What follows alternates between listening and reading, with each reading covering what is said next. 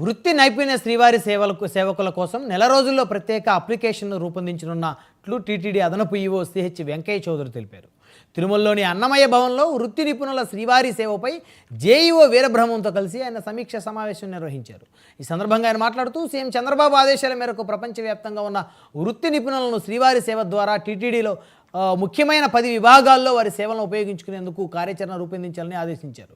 రాబోయే రోజుల్లో వృత్తి నిపుణుల సేవలను వినియోగించుకుని భక్తులకు మరింత మెరుగైన సేవలు అందించేలా కృషి చేయాలన్నారు. ముందుగా ప్రయోగాత్మకంగా ఈ విధానాన్ని ప్రవేశపెట్టి తర్వాత పూర్తి స్థాయిలో అమలు చేస్తామని తెలిపారు. త్వరలోనే దీనిపై నిర్దిష్ట విధానాన్ని రూపొందించి సుస్థిర వ్యవస్థగా మార్చేందుకు కృషి చేయాలని అధికారులకు సూచించారు. టీటీడీలో ఇప్పటిదాకా శ్రీవారి సేవకులు చాలా విభాగాల్లో వాడుకుంటున్నాము వాళ్ళ సర్వీసెస్. అలానే ఇంకా ఒక 10 డిపార్ట్మెంట్స్లో ప్రొఫెషనల్ అంటే టెక్నికల్ డిపార్ట్మెంట్స్లో కూడా వాళ్ళ టెక్నికల్లీ క్వాలిఫైడ్ వాళ్ళని కూడా తీసుకుందామని ఒక సీఎం గారు లాస్ట్ రివ్యూ మీటింగ్లో చెప్పిన కాడి నుంచి దాని మీద చాలా రకాలుగా వర్క్ చేశాము.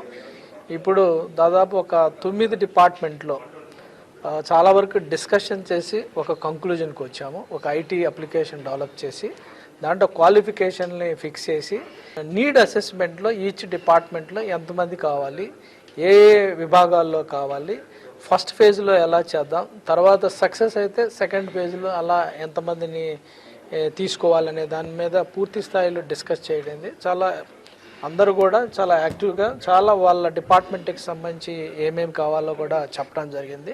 టీటీడీలో ఇప్పుడు